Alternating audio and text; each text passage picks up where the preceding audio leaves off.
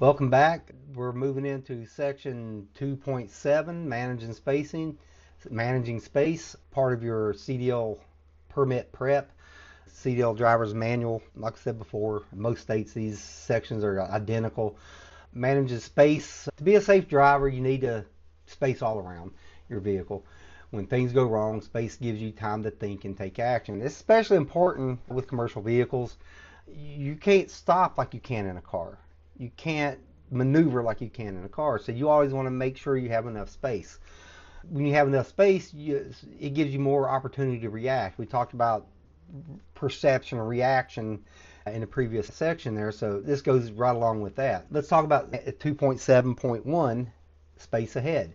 Of all the space around your vehicle, it is the area of the vehicle, the space you're driving into, that is the most important. So we're talking about following distance between you and the vehicle in front of you. You need that space ahead of you. You need to be able to react to things that's happening in front of you. So we do have an advantage as truck drivers and commercial vehicle drivers. We're setting taller. We can see a lot better, but you have to be able to manage that space. We've seen so many times out on the road, this happened to all of you, I know it has, where some non-professional truck driver is right behind you, right on your bumper. Where's he going to go? That's aggressive. Those drivers don't need to be on the road. Professional drivers give themselves space. Of all the space around you, that space in front of you and in your lane is the most important space. The need for space ahead. You need space ahead in case you must suddenly stop. According to accident reports, the vehicle that trucks and buses most often run into is the one in front of them. The most frequent cause is following too closely. Remember, if the vehicle ahead of you is smaller than yours, it can probably stop faster than you can. You may crash if you are following too closely. So give yourself some space. How much space do you need? It's another formula. So if you know how long the length of your vehicle is, let's say your vehicle is 60 feet long, you need 1 second for each 10 feet of space. So if I'm 60 feet long, that's 6 seconds of space. And that's if you're below 40 miles per hour. If you're faster than 40 miles per hour, you want to add 1 more second. So if I have a 60-foot long vehicle, 6 seconds. I'm driving 55, 65. I'm going to add 1 more second to make it 7 seconds. How do I even determine that time? What I'm going to do is pick a line marker out, maybe a mile marker, maybe a sign, maybe a building, and I'm going to go past it and I'm going to start counting. 1,000, 2,000, 3,000, 4,000, 5,000, 6,000, 7,000. And I'm going to look in my mirror and see how far back that is. If you do it in your car, you're going to see that is a tremendous amount of space. You need it though. You have a loaded vehicle, your tractor trailers, you need time to maneuver. So that's safe. So how do you determine it? Let's go back and highlight this because this is going to be on your test. How do you determine that space ahead of you?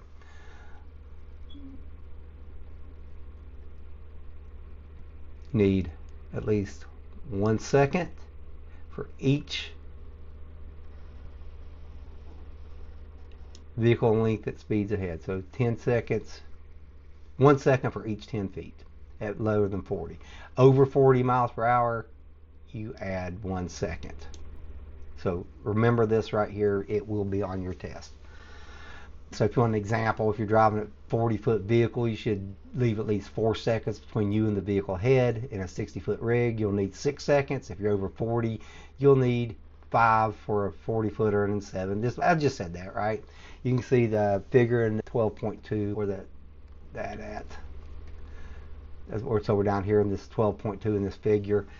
40 foot, 4 seconds. 50 foot, above 40, 6. How did I get 6? 50 foot plus over 40 miles per hour. I added 1 second for 1 second for each 10 feet of vehicle length. So 1 second for each 10 feet.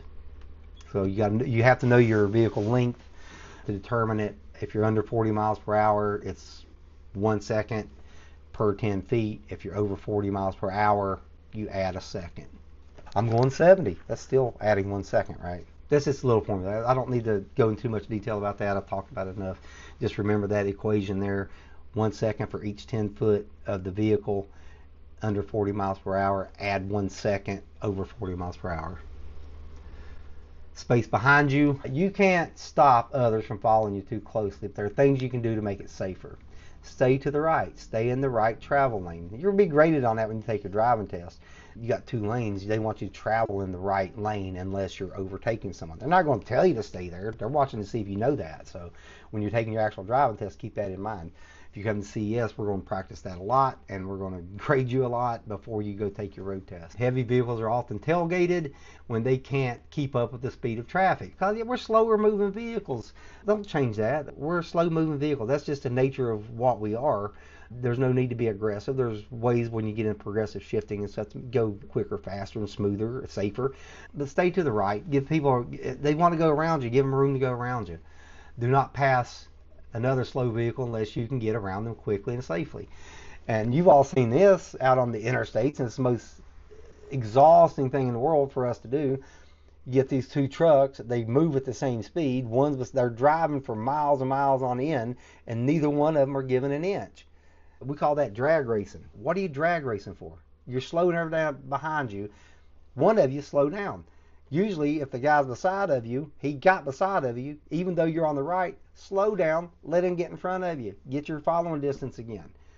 I was here. It don't matter. Be a professional driver. He got beside of you somehow. He's going a third of a mile faster than you are. Slow him down, let him in front. Quit blocking up traffic. Quit causing hazardous situations. I can't tell you how unsafe that is. That's worse. You never want to ride beside another vehicle for an extended amount of time. If you can't get around them to pass, you shouldn't be passing them. If you're in that big of a hurry, you should have left sooner. How do you deal with tailgaters? So I know how you want to, but don't do it. When you're traveling slowly, drivers trapped behind slow vehicles often follow too closely. In bad weather, many drivers follow large vehicles closely during the bad weather, especially when it's hard to see the road ahead. If you find that yourself being tailgated, here are some things you can do to reduce the chances of a crash. Avoid quick changes. Don't brake check them, or they're following too close and you slam on your brakes. That's going to cause an accident. Best thing to do is maintain your space. They're tailgating you. There's not much you can do about it, but open up a space between you and the vehicle in front of you. Give the person behind you a way to come around you and get in front of you. That's the best, safest thing to do. Increase your follow. I just said that. Increase your following distance. Opening up room in front of you will help avoid having to make sudden speed or direction changes. It also makes it easier for the tailgater to get around you. That's almost like I've done this before. Don't speed up. Don't let somebody else drive your vehicle. And what I mean by that is not them literally driving your vehicle, but don't let them affect the way your driving habits are. If they're getting behind you, don't speed up because you feel like they're pushing you. Don't do that. That's the worst thing you can do. Avoid tricks, right? Just hitting them brakes real quick or shaking your trailer at them. No, maintain your space. That's going to make them mad. That's a different situation there, right? So we're talking about aggressive drivers and road rage. You don't react to it. The best thing you do is give them space, let them get around. They're going to be somebody else's problem. They're going to get down the road. At least you're maintaining your safe habits. So don't react to tailgaters. Don't speed up. Don't try tricks. Don't hit your brakes to get them off your back. None of that. The best thing you do is open up the space between you and the vehicle in front of you to give the person behind you somewhere to go. They get around you, they're on down the road. They're no longer a problem for you. A space to the sides. And 2.7.3. We're talking about space to the sides of the vehicles. We're wide. Your average tractor trailer is probably about 8.5 feet wide. Your lanes are about 12 feet wide. So there's not much room, all right? So we're big vehicles. Stay centered in the lane. And how do I know if I'm centered? If you're watching your mirrors, like we covered before in the previous sections, you can see down the side of the vehicle. You can see the lines. You can see where you're at. Keep your butt in the center of the road physically. Put your seat as if you're an invisible vehicle. Your seat's in the middle of the road. You're a little bit right of center, just a hair. Keep it centered, and you can see the lines down the right, and you can see some lines down the left side over here. Keep it centered. Don't have to do this. You don't let your head follow your hands. That's a big problem with new drivers. They want to do this, but keep it centered. Turn your head and make small corrections. Small corrections. You do those quick jerks on the wheel. Remember, you're in a big vehicle. That center of gravity is going to create a problem for you. Keep it centered in the road. traveling next to others. Two dangers of traveling alongside other vehicles. Another driver may change lanes suddenly and turn into you. Maybe they're not paying attention. That you don't want to drive next to another vehicle for an extended amount of time. If they get beside of you and they're driving too long, staying out there a little too long beside of you, don't be afraid to back off and let them come through. You get trapped when you need to make changes, something quickly, right? So you don't want to be trapped.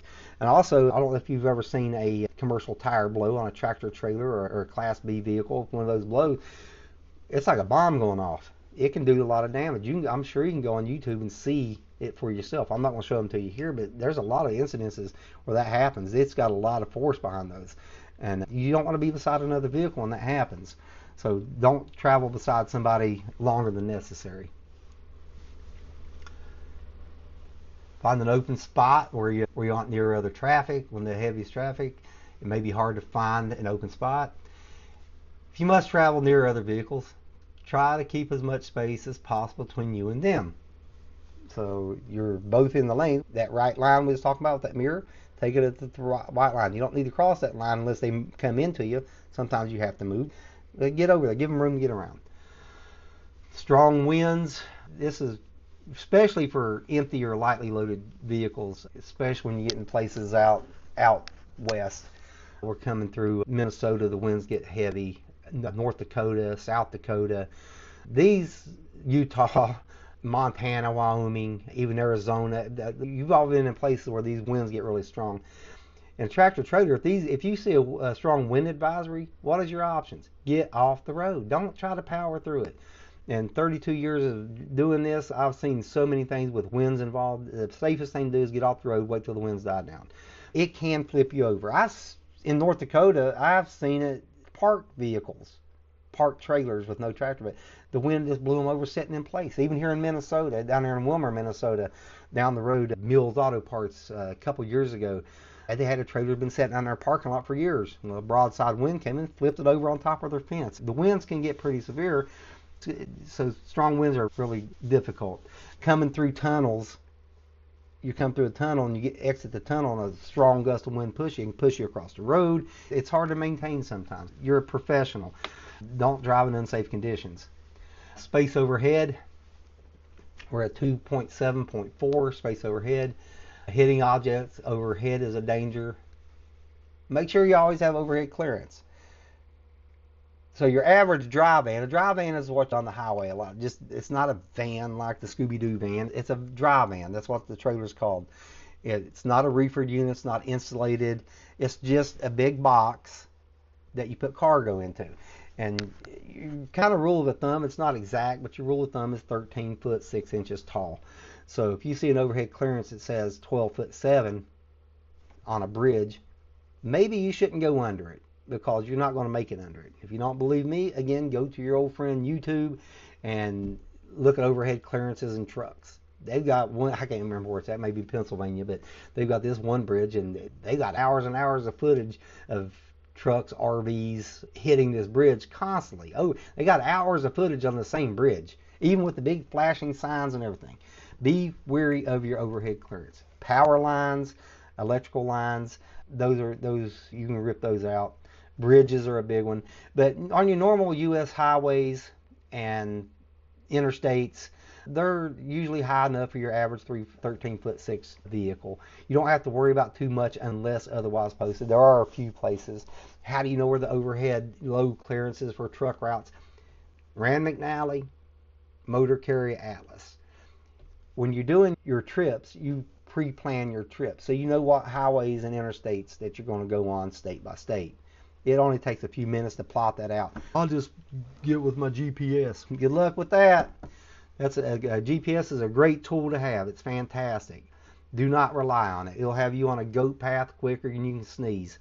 Do your trip planning first. And what I do is I get this is a sticky note. I put my interstates where I'm changing interstates or highways, and I stick it up on the top portion of my windshield, because you don't want anything in your vision area with the top 6 inches up there. And my GPS is going along and it tries to take me a different route. I double check with my trip plan that I did via the Rand McNally map, the road atlas, before I take it. If it doesn't match up to my route, I don't take it. And in your road atlas, you see all your roads that you're going to take during your trip planning, and just go to the state. Okay, this is no load clearances here, no load clearances here, no load clearances here. Usually the biggest problem you run into load clearances, not usually on the interstates or U.S. highway. It's these state county routes that could have them. Chicago's really bad for load clearances once you get off the highways. New York, Philadelphia, these old cities that were formed around horses and buggies, and they're not quite up to par with clearances. But you're a truck driver. You need to trip plan before you make your routes. That's not going to be on your test, but that's just information that you're going to need to know how to do. Space below. Again, remember we talked about anytime we're back and driving, space below and stuff, underneath the vehicle too. What kind of space below just regular driving can you run into? Depends on your type. If you have a trailer, your type of trailers, you have low slung trailers like low boys and step decks and stuff like that. They're lower to the ground. Sometimes you have railroad crossings. They're not completely flat. Sometimes they're up and over. When your truck and trailer articulate, that brings your landing gear closer to the ground, and you could get stuck on railroad crossings for that space below. Driving on dirt roads where the tires wear a path on the right and left side, but the center is taller.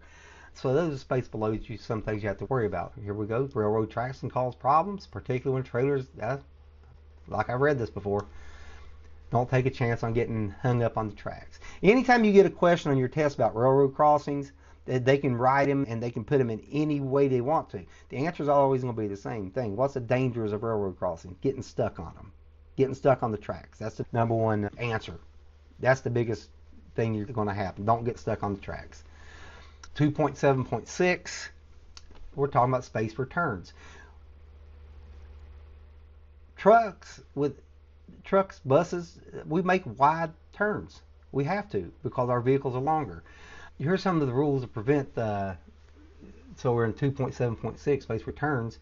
You heard me say it in one of the previous sections, but because wide turning and off-tracking, large vehicles can hit other vehicles off-tracking. That's when the back of your vehicle takes a shortcut. Especially with the trailer, it's going to take a shortcut. It's going to come to the inside every time. I can turn left and my truck is in the lane, but my trailer's out of the lane.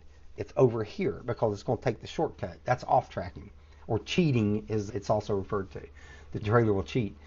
Right turns, here are some rules. I'm going to give you the answer to the question that you're going to have on your test here in a minute, but we'll cover the right turns. This is what, if you look at this section down here in 2.13, this dark line here coming over is what you call a button hook turn.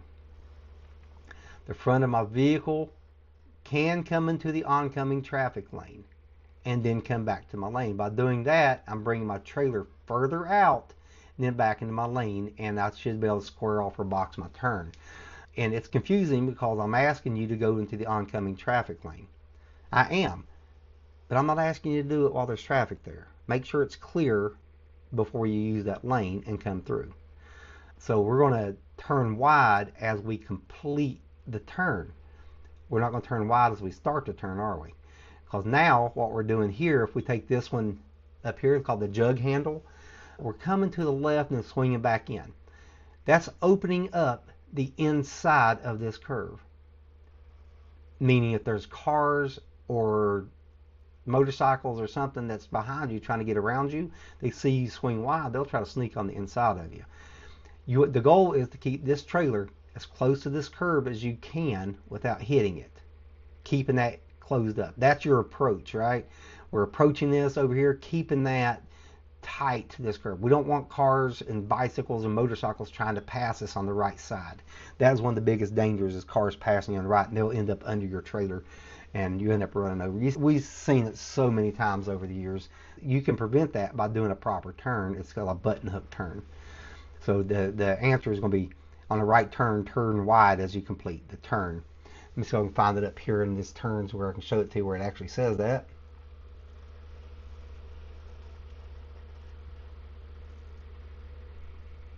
Right here it says don't turn wide to the left as you start to turn.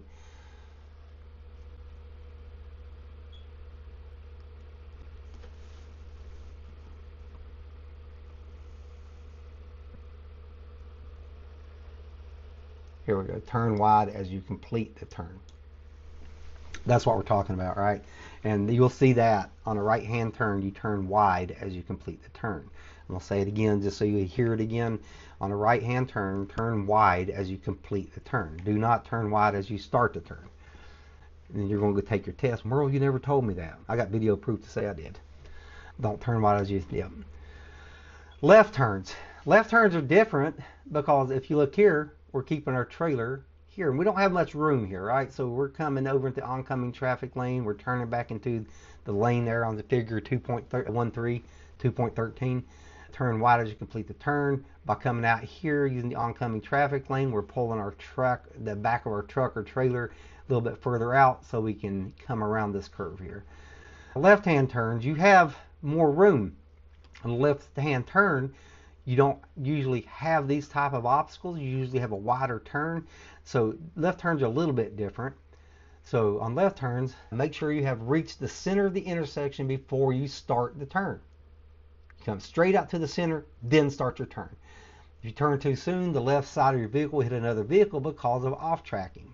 Because cars, if you look down here in this section on 2.14A, now I'm turning from this left-hand turning lane here, and there's two lanes here. I'm going to turn into the left lane, get some speed, then migrate to the right lane safely. You're not going to come out and turn directly into that right lane. What's this car going to do if he's trying to turn right into that lane? Yeah, he's going to turn right in the lane from his perspective, and you're turning here. You should be able, both of you should be able to take the lanes at the same time if you do it properly. But if I come out here and grab that lane, I'm going to cause an accident here. Turn it, left lane, migrate to the right lane. Right turn, you just turn into the right lane. So this is one section where we only have one turning lane. Come to the turning lane, get to the center, then turn into the lane. By coming to the center, I'm not going to start turning right away, am I? Because it's going to cut these off over here. Get to the center, turn your lane, again, box your turn. After you're in the lane and you feel it safe enough to move over, you move over to the right lane. That's going to be on your driving test. You're going to have to do that, but they're not going to tell you to move lanes. They're going to see if you know how to make a left-hand turn with double lanes. Now look at figure 2.14B, so 2.14B. You have two turning lanes. This is going to apply to right lanes or left lanes. So this is the inside, this is the outside. I need to take the outside lane, and this is a situation where I'm not going to come into that lane there, because this one goes here, this lane goes into your own lane. Stay to the outside lane from a double turning lane. Come to the middle, stay in my lane, just drive straight on through. The difference is this is a single turning lane, right? Then we move over. This is a double turning lane. I always do through the outside. And if you look over on this top section here where they're turning right, I would turn to the outside lane here and do that there. That'd be a left-hand turn too, sorry. But always, if you got a double turning lane going into two lanes, always stay on the outside lane, whether it's right or left. Roundabouts, not new, but they're becoming newer to some communities, some areas of the United States. I was fortunate enough to where when I was 18 years old, 19 years old, I was in the Army and I went to Germany and Europe, so we had a lot of roundabouts there. So I learned how to drive through roundabouts. The biggest thing with roundabouts is we don't yield to the right. Roundabouts are one-way traffic, one way, right? So I'm not going to yield to the right. I'm going to yield to the people from the left. So if they're in the roundabout here, I'm going to yield to those before I start the roundabout. And then I don't have to signal to enter the roundabout, but I should signal to exit it. So if I'm starting here and I'm taking the third exit of the roundabout, I'm going to enter without a signal.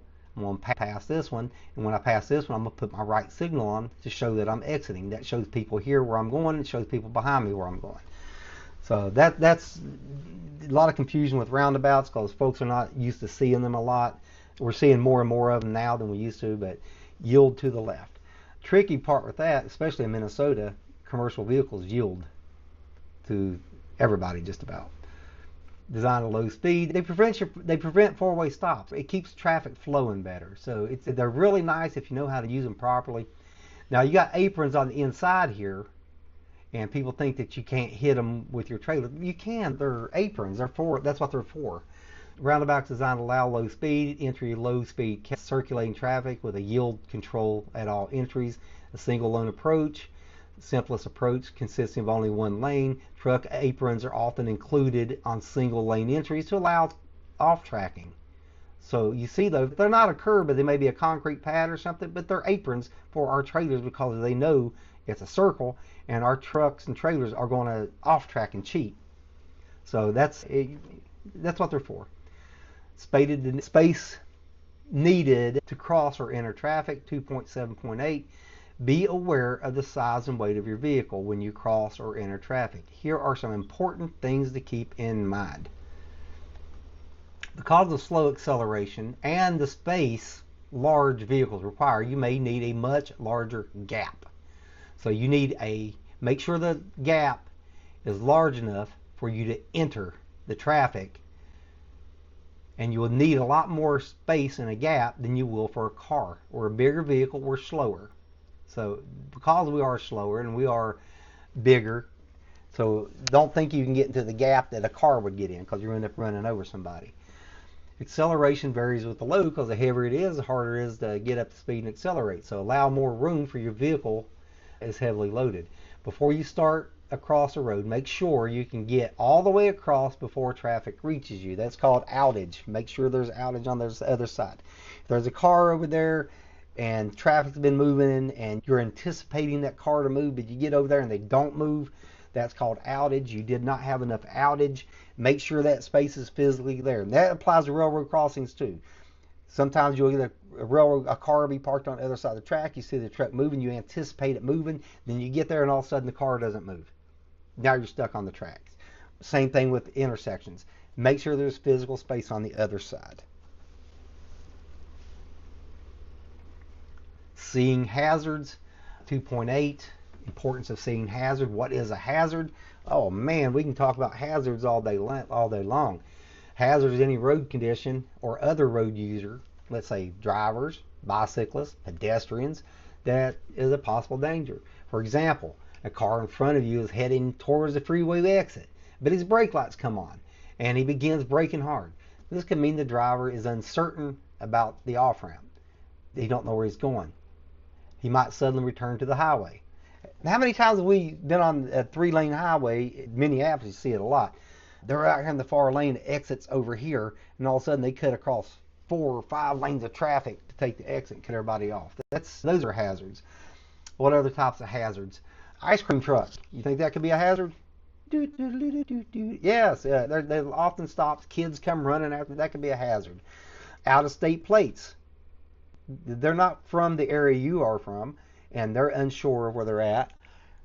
You got grandpa driving, you got grandma over there with the map out, and the left turn signal's on, but they're moving right. Definitely a hazard. There's frequently vehicles that stop frequently, let's say FedEx, UPS, these delivery vehicles, the post office, the mailman. Those could be hazards. So give yourself space to react to all these hazards. A lot of other types of hazards. Another type of hazard is we talk about nighttime driving hazards. You between a certain time, 10 and 1 o'clock in the morning, what are you looking for? Nighttime, I'm looking for animals. Another thing, I'm looking for drunk drivers, because that's what time the bars start letting out or they start going home. So be on the lookout for that type of hazard. You see a truck in front of you and the load doesn't look like it's secured very well. That could be a hazard.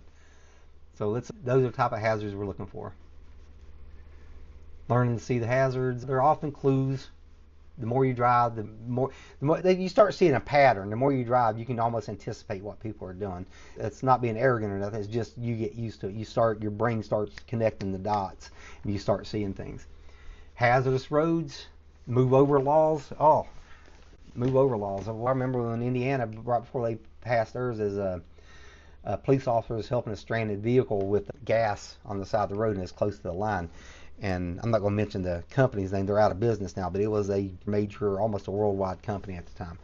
And it was in Indiana, close to, right outside Indianapolis. And the driver hit the police officer.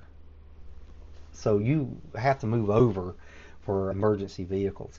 So you got law enforcement officers, medical services, fire department personnel, people working on the road area, being struck while performing duties at the roadside, increasing frightening. Man, another one, tow truck drivers. Give these guys some space. They're trying to help a stranded vehicle, and sometimes they're very close to the road, and they have to get out there to hook up their chains and everything they're doing to recovering the vehicle. Move over a lane. If you're unable to move over because of the traffic, slow down tremendously. Put your four-way flashers on, okay? And let them go home safe. Work zones. And the laws are increasing. I don't know if it's in every state yet, but most of the states now have move over laws. If you don't move over or tremendously slow down when you can't move over, yeah, that's going to be a violation. Work zones, when people working on the road, it's a hazard. We talked about that earlier in work zone driving and stuff. People's working, they're stepping out. Speed limit's 35. People's close to the road. Slow down even more. Give them a chance to go home. Drop-offs. So when you are talking about road construction, what are they usually doing? Working on the roads. Sometimes the roads are uneven. They just paved this side over here and they haven't paved this one. So you can have a drop-off, a sharp drop-off. So I'm going to read this because this will be a question on your test when it's talking about drop-offs and road conditions, right? When you're in your construction areas, we're already worried about drop-offs. Sometimes the pavement drops off sharply near the edge of the road. Driving too near the edge can tilt your vehicle towards the side of the road. This can cause the top of your vehicle to hit roadside objects, signs, tree limbs. Also, it can be harder to steer as you cross the drop-off, going off the road or coming back on. So how do you mitigate that? If you have a sharp pavement drop-off, that's a sharp one. Don't confuse it with running off the edge a little bit and just coming back. Don't confuse it with that. Sharp pavement drop-off. You want to quickly bring it back to the pavement. I'm not talking about oversteering. I'm just talking about sharply back to the pavement, controlling your vehicle. Because the drop-off is here, your tires on the inside, that edge of that road is controlling your steering. You want both those tires back up on the same level of pavement. So sharply move back to the road. I'm not saying oversteer. Don't confuse it. If you're driving down the road and for some reason you run off the edge a little bit, but it's not a sharp, gently steer back. Two different scenarios. That sharp pavement drop-off requires a sharp movement back to the road. Foreign objects, things that fall off the truck, that's dangers. It's going to follow. So again, that following distance gives you time to react. You can't always stop. Sometimes the best move is to drive around it, right? Something falls off the truck. Sometimes you just drive around it. Sometimes it's the safest and best thing to do. You're driving on a two-way traffic. You see the car over there and he's crossing the line a little bit. I'm not going to stop because of that usually. Sometimes you may have to, but what I'm going to do is a steer to the right is sometimes the safest thing to do. Just move over, keep him from hitting me. He's in my lane, so I got a right to hit him. No, you don't. Just drive around it.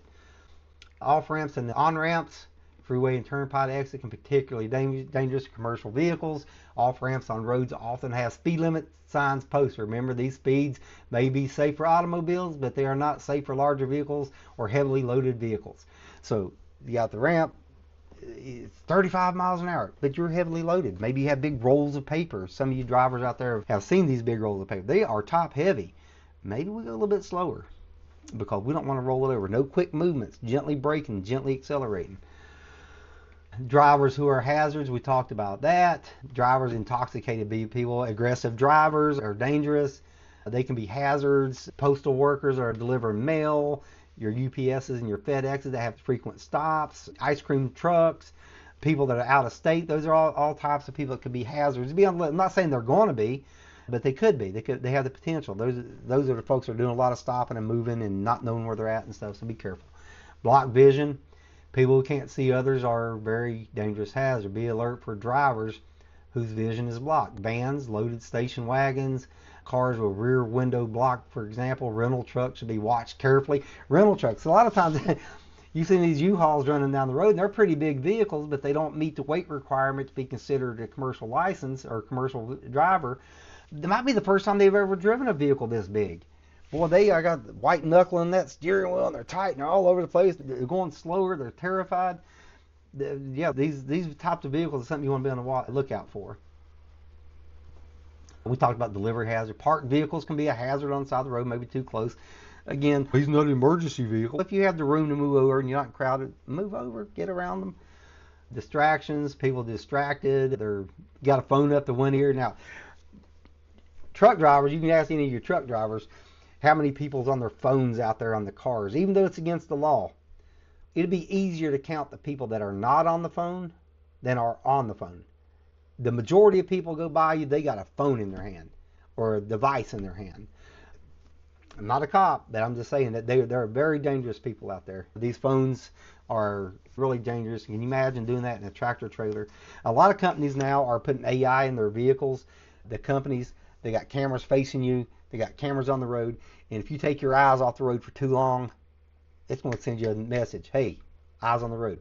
Or if you touch your phone, you pick up your phone while you're driving, there's an apps that they connect to your phones, and if you're up here dialing with your phone while you're driving, that truck's moving, it knows you're going to get violated.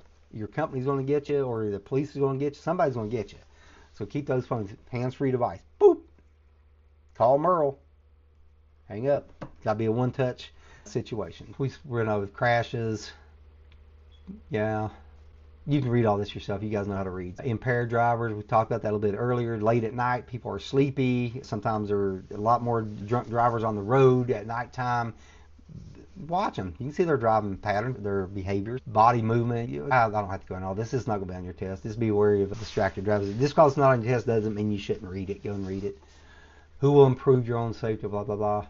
So subsections 2.7 and 2.8. So we just started with 2.6 section. We'll finish with 2.8 here. Test your knowledge. How do you find how many seconds of following distance space you have? We highlighted that a couple pages back. You take the length of the vehicle and you get 1 second for every 10 feet of vehicle. Example, 60-foot vehicle, 1 second for each 10, so that would be 6 seconds of following distance if you're 40 miles an hour or below. If you're over 40 miles per hour, you add 1 second. That will be a question on your test, guarantee it. Here's another example. If you're driving a 30-foot vehicle, I just gave you the equation, right? So if I'm driving a 30-foot vehicle at 55, how many seconds of following distance should I allow? 30 feet, 1 second per 10. 10, 20, 30, that's 3.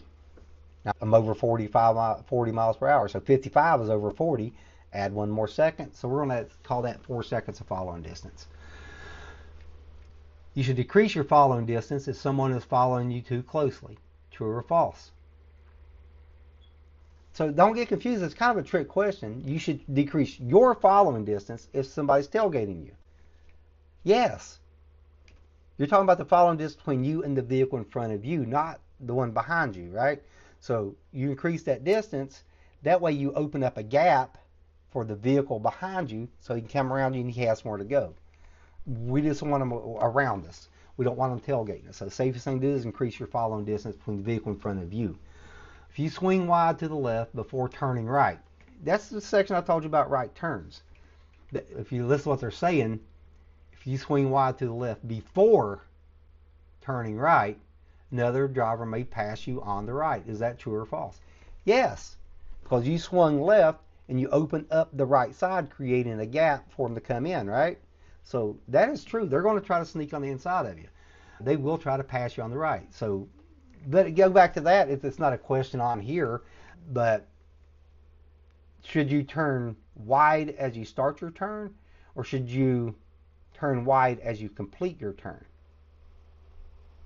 So if you turn wide as you complete your turn, coming into the oncoming traffic back to your lane, that's called a button hook turn. So a right turn, you turn wide as you complete your turn. For left turns, you don't start your turn until you've reached the center of the intersection. Two different scenarios. Right turn, turn wide as you complete the turn. Left turn, don't start turning until you've reached the center of the intersection. And it's not a question on here, but it's going to be on your test. This is a little bit longer than I was anticipating, so we'll go ahead and pause here before we move into section 2.9, distracted driving.